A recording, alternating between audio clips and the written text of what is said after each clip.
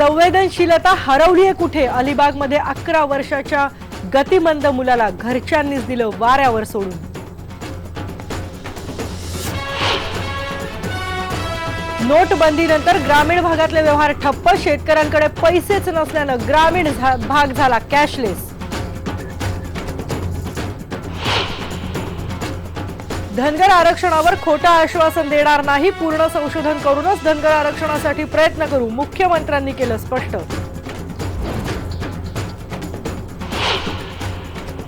सोलापूरमध्ये एटीएमच्या रांगेत घुसली कार, 2 जण गंभीर जखमी, मद्यधुंद अवस्थेत कार चालवणाऱ्या चालकाला लोकांनी दिला चोप। तलासरीचे भाजपा आमदारांची राज्य उत्पादन शुल्क अधिकाऱ्यांकडे 100 बॉक्स दारूची मागणी, तक्रार करणाऱ्या अधिकाऱ्यांवर दबाव।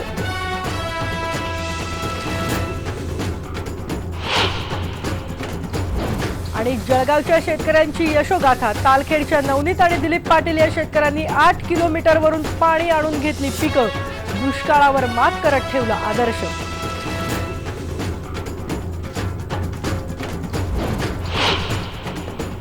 नमस्कार, मी केतकी जोशी। आपण गावाकडच्या बातम्या बघणार आहोत, पण देशातली अत्यंत महत्त्वाची बातमी आपण पहिली बघणार आहोत। ऑगस्टा वेस्टलँड हेलिकॉप्टर घोटाळा आपल्याला माहिती, आणि त्या प्रकरणी भारताचे माजी हवाई दल प्रमुख SP त्यागी यांना अटक करण्यात आली आहे। ऑगस्टा वेस्टलँड प्रकरणी माजी हवाई दल SP त्यागी आता अटकेत आहेत। CBIने त्यांना अटक केली आहे। त्यांच्याबरोबरच गौतम खेतान आणि संजीव त्यागी यांना सुद्धा अटक करण्यात आलेली आहे। भ्रष्टाचार प्रकरणी अटक होणारे त्यागी हे पहिलेच हवाई दल प्रमुख आहेत।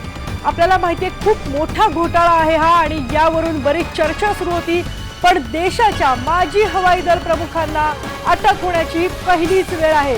SP त्यागी जे आपले माजी हवाई दल प्रमुख होते, त्यांना ऑगस्टा वेस्टलँड प्रकरणी अटक करण्यात आलेली आहे आणि CBIने ही अटक केली आहे। आपल्याला माहिती आहे हा हेलिकॉप्टर घोटाळा होता, आणि यावर कायम त्यागी यांच्यावर संशयाची सुई होती।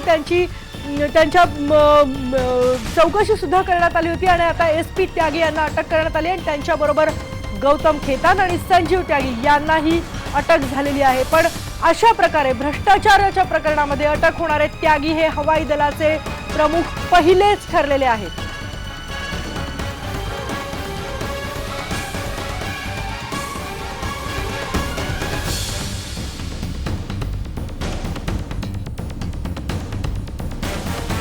आपण बघतोय SP त्यागी जे आहेत ते हवाई दल प्रमुख होते, आणि ऑगस्टा वेस्टलँड प्रकरणामध्ये त्यांचा खूप मोठा सहभाग होता। ज्या वेळेला ही हेलिकॉप्टर्स खरेदी करण्यात आली त्यावेळेला नेमकी त्यांची काय भूमिका होती त्याबाबत कायमच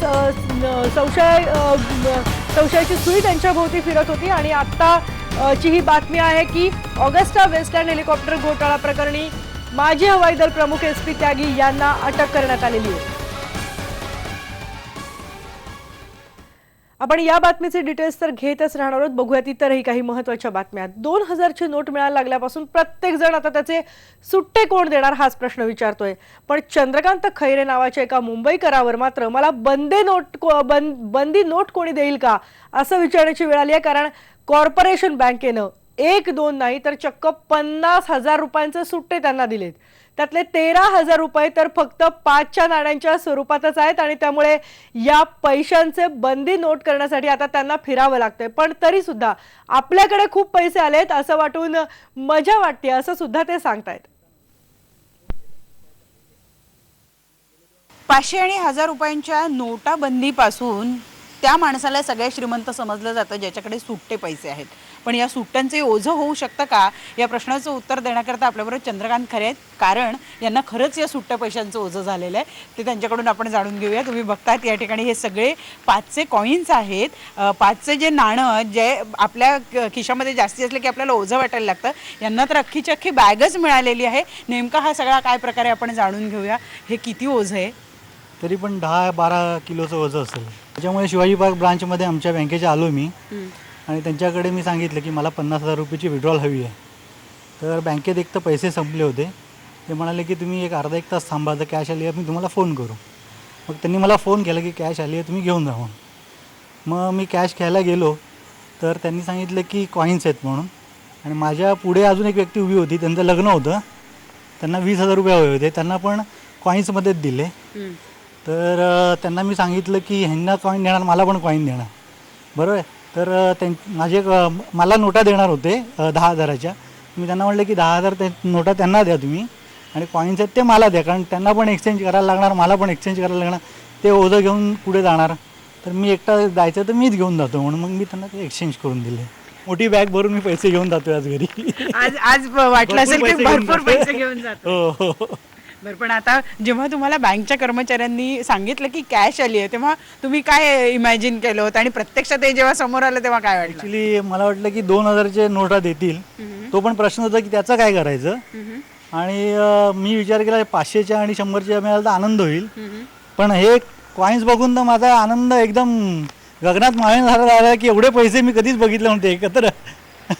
नक्कीच. आपल्याला माहिती आहे की हिंदीमध्ये एक म्हण आहे, आसमान से गिरे और खजूर में अटके. तशी काहीतरी परिस्थिती झाली आहे. त्यांना वाटलं होतं की 2,000ची नोट मिळाली तर मी त्याचे सुट्टे कसे करू, पण आता त्यांना एवढे सुट्टे मिळाले आहेत की आता या सुट्ट्यांचं मी काय करू असा त्यांना प्रश्न पडलाय. व्हिडिओ जर्नलिस्ट संदीप मोरेसह प्रणाली कापसे, IBN लोकमत, मुंबई. एकीकडे ही परिस्थिती आहे तर दुसरीकडे ग्रामीण भागाचा व्यवहार मात्र अजूनही ठप्पच आहे. अडत आणि जनावरांचे बाजार ओस पडलेत. शेतकऱ्याकडे पैसा नाहीये, त्यामुळे ग्रामीण भागच कॅशलेस झालाय. जनावरांचे खरेदी विक्रीचे व्यवहार करता येत नाहीयेत.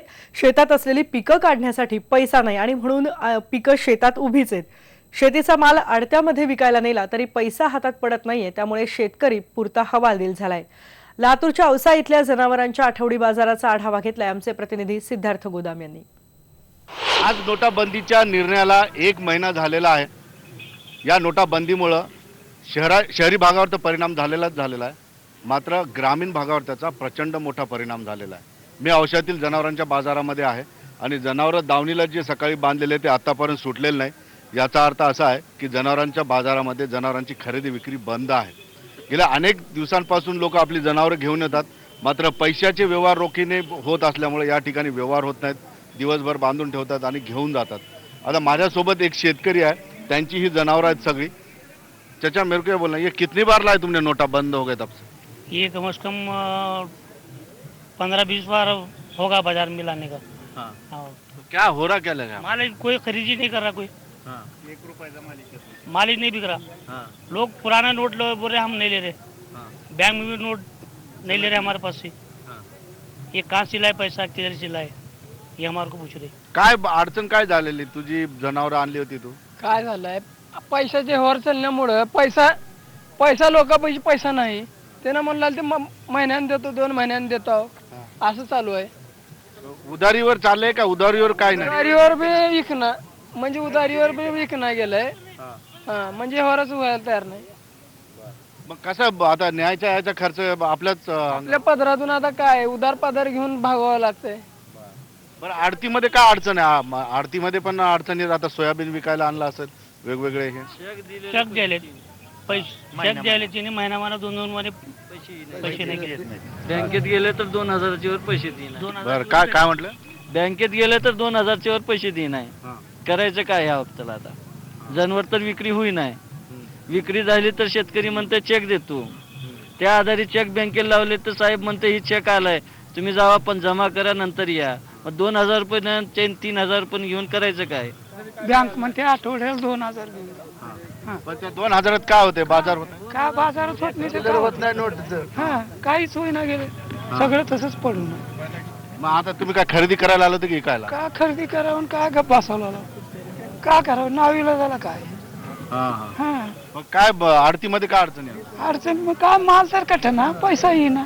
हा, हीच अडचण. काय सगळं ठप झालंय. हा, जत्रेबद्दल कोणीतरी बोलत होतं इथं, जत्रेचं कोण बोलत होतं? काय झालं होतं त्या जत्रेत? गावची जत्रा होती. जत्रेत लेकरावाला द्यायला 100 रुपये सुद्धा आम्हाला मिळाले नाहीत. आडतीवर आणून माल टाकला, ह्यांनी चेक दिली. 8-8 दिवस चेक वटणार, तिथं 2,000च्या वर पैसे देणार. माझ्या घरी 70 माणसाचं कुटुंब आहे. मी काय करायचं? त्या माणसाला 100 रुपये द्यायला सुद्धा पैसे नको. बाजारात बैल आणले, बैलाला बी कोणी घेणार. व्यवहारच होणार. व्यवहारच चालू नाहीत, सगळ्या अडचणीच. माझं पेरायचं राहिलंय, पेरायचं 10 एकर माझं राहणार रबीचं पेरायचं, हाताला बियायला पैसा नाही. मग 70 कट्टे सोयाबीन आणून तिथं टाकलं, त्यांनी चेक द्यायले. काय करायचं? चेक घेऊन 8 दिवस वटत नाही. मग घरचा खर्च कसा चाललाय? कसा चालायला? उदार पादार असंच काहीतरी अडचणीनं चालायला आहे. ती दुकानदार रोज उठून हटकाले दिनात, आता ती बी बंद झाले. दुकानदार तर कुठले देणार आहेत? किती दिवस देणार आहेत त्यांच्या दुकानातला माल संपल्यावर? पैसा अच्छा, ये कब ठीक होगा ऐसा लगता तुमको? काय सांगता येणार साहेब ते. क्या बोल सकते उसका सब? कुछ नाही काहीच बोल नाही म्हणजे मार्केटमध्ये पैसाच नाही. हा. करायचं काय त्या ठिकाणी माल सुरळीत कधी होईल असं काय वाटतं? सुरळीत व्हायला आता नेम 24 तासाला वेगळा बदल द्यायलाय मोदी. त्याला करायचं काय, प्रत्येक 24 तासाला वेगळं भाषण. नोट असली तर 500ची त्या बँकेत जमा करायला गेलं तर ही कुठून आली आहे म्हणते ना. म्हणजे आता सगळं गोंधळ झाल्यासारखं वाटतं. सगळं गोंधळ. अच्छा, आरतीवर बी काय चाललं नाही कुणाचं. काय तुम्हाला काय वाटतं कधी सुधरल हे सगळं? काय सुधारायला काय आम्हाला काय समजेल. आम्ही शेतकरी माणसं काय समजायला आम्हाला. दिवसांदिवस वेगळंच निघालं काय बी. प्रत्येक 24 तासाला वेगळी बातमी. त्याला करायचं काय. एकंदरीतच जो आहे ग्रामीण भागामध्ये या नोटाबंदीचा फटका जबरदस्त आहे. आपण आता ऐकलं लोकांच्या प्रतिक्रिया. जनावरं आणली पण दावणीतून सुटत नाही आहेत, त्यांचे खरेदी विक्रीचे व्यवहार होत नाही आहेत.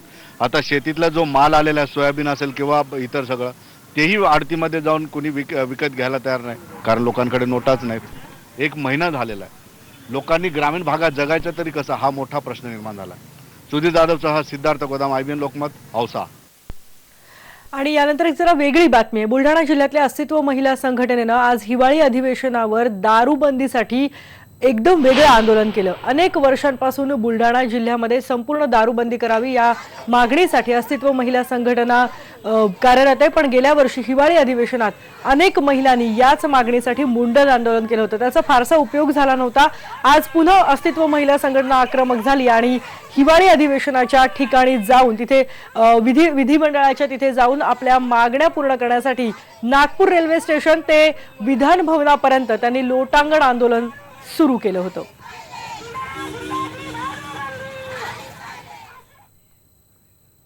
आणि यानंतर आपण गावाकडच्या बातम्यांमध्ये इथे एक ब्रेक घेतोय. पहा फक्त IBN लोकमत.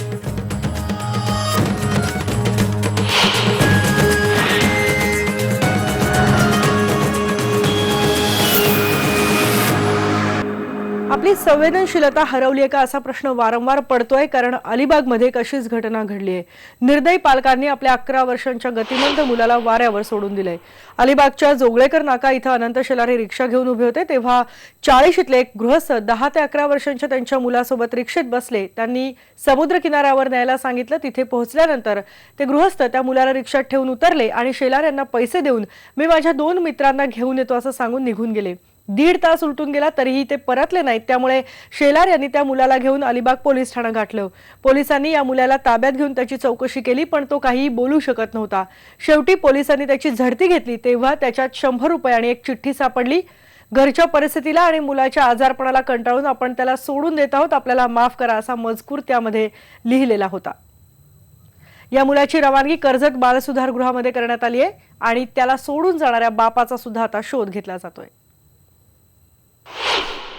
त्याकडे बघितलं व्यवस्थित लक्ष लावून, तर तो असा म्हणजे मतिमंद असल्यासारखं मला जाणवलं.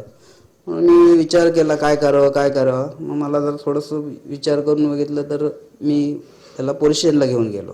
पोलीस स्टेशनला घेऊन गेल्यानंतर पोलिसांनी सगळं चौकशी केली त्याकडे, पण तो काय बोलत नव्हता. माझ्याकडे चौकशी केली, मी जे काय झालं घडलं ती माहिती त्यांना पोलिसांना दिली.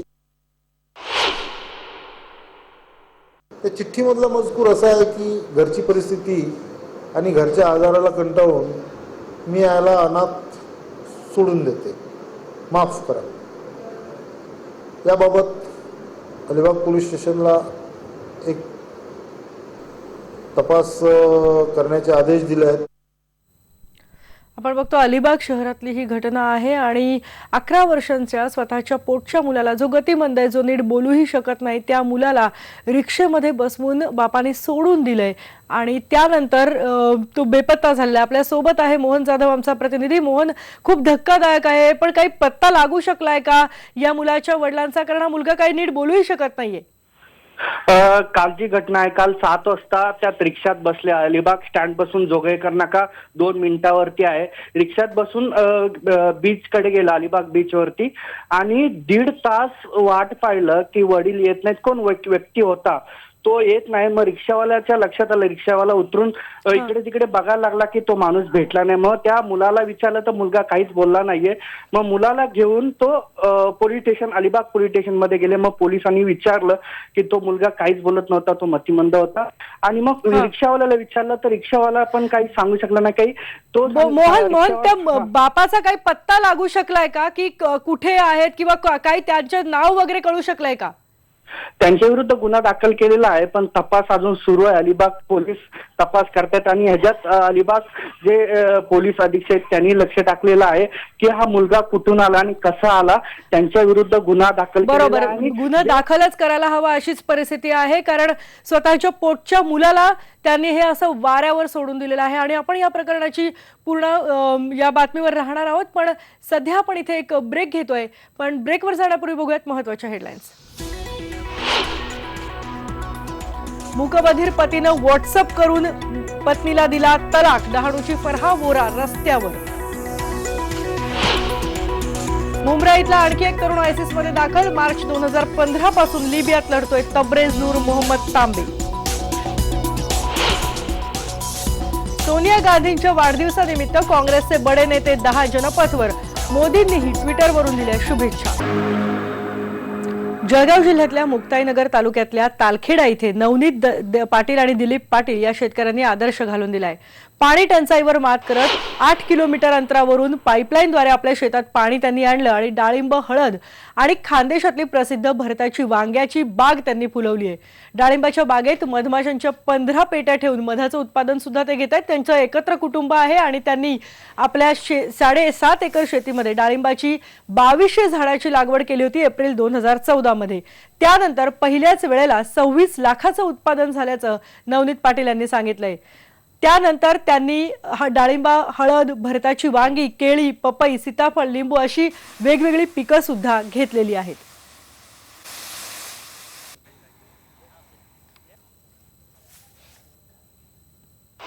आपण काहीतरी निराळ करायचं तर मग फळबागायतीकडे वळायचा विचार झाला.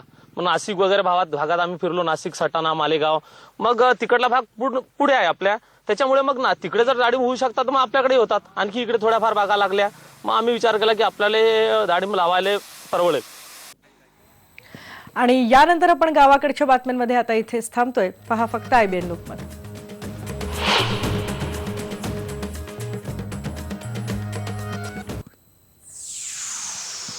मराठा आरक्षणावर चर्चा सुरू असताना जलसंधारण मंत्री राम शिंदेंच्या डुलक्या, कॅबिनेट मंत्रीच आरक्षणासारख्या महत्वाच्या मुद्द्यावर गंभीर नसल्याचा अधोरेखित. बंगळुरूत लोकांच्या संयमाचा कडेलोट, बंद ATMवर केले अंत्यसंस्कार विधी. आणि उद्यापासून सलग 3 दिवस बँका बंद, ATMवरचा ताण वाढण्याची शक्यता.